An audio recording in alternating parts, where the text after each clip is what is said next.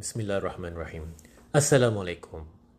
What if the reason you still cannot move on after divorce is not because you love her, but because you have forgotten who you are without her? By the end of this video, you will understand why chasing your ex is actually keeping you attached to your pain. And you will learn the one shift that helped me stop chasing emotional closure and start rebuilding my life with dignity, purpose, and tawakkul. I'm not speaking to you as a relationship guru. I'm just someone who walked through divorce, identity collapse, co-parenting challenges, loneliness, shame, and the painful process of rebuilding from the ground up. So my mission is simple, is to help broken-hearted Muslim men rebuild their lives through structure, emotional control, physical discipline, spiritual anchoring, fatherhood, responsibility, self-respect, and mission. Because I've learned something most men discover too late. This divorce doesn't just test your marriage, it exposes your dependency. And one dependency nearly destroyed me: the need for her reaction. The lesson is this: you stop chasing her when you stop making her responsible for your emotional recovery. That's it. Not when she apologizes, when she regrets losing you, not when she finally understands your side, or not when she comes back. You stop chasing her when your loyalty returns to Allah, your purpose, your children, your health, your future, and your dignity. Simple, but not easy. Let me explain. I remember a phase after my divorce that nobody saw. On the outside, I looked well, healthy. I went to work, handled responsibilities. I showed up for my kids. But inside, I was still chasing. Not physically, but emotionally. And that's the dangerous part, because emotional chasing looks respectable. It hides behind words like, I just want closure, want understanding, I just want peace. It sounds reasonable, but underneath those words was something darker.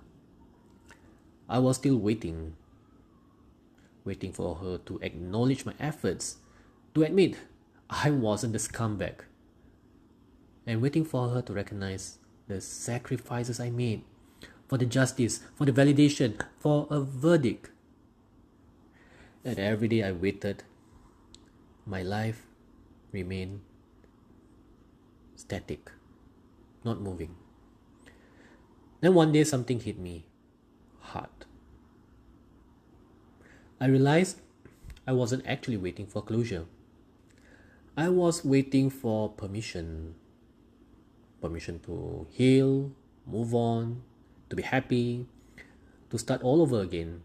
And without realizing it, I had handed all of that power to someone who no longer occupied a meaningful role in my future. That realization stings because it exposed something ugly. I wasn't chasing her. I was chasing a feeling.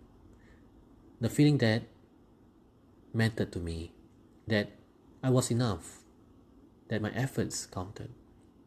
And when you depend on someone else's reaction to feel valuable, you become emotionally homeless. You rent your self-worth from another human being. Then something changed. Not overnight, but gradually. I stopped checking, replaying conversation, imagining future apologies. I stopped rehearsing explanations nobody asked for. I stopped trying to prove my innocence, defending myself in imaginary courtrooms. And do you know what happened? Nothing. No magical apology arrived.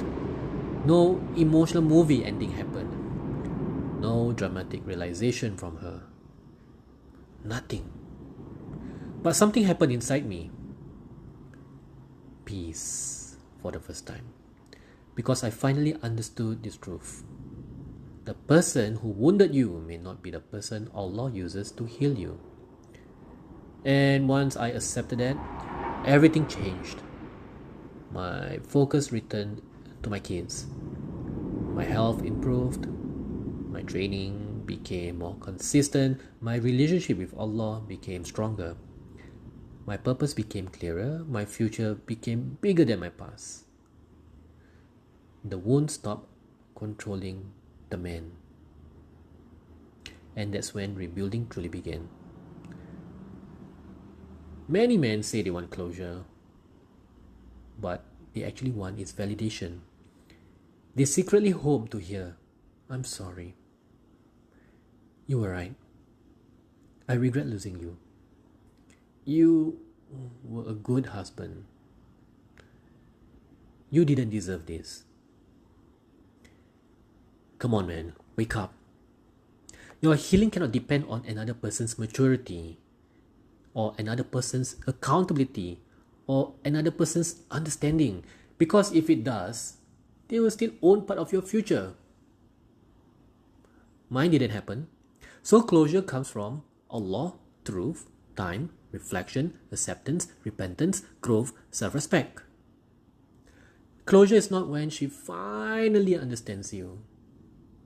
Closure is when you no longer need her to.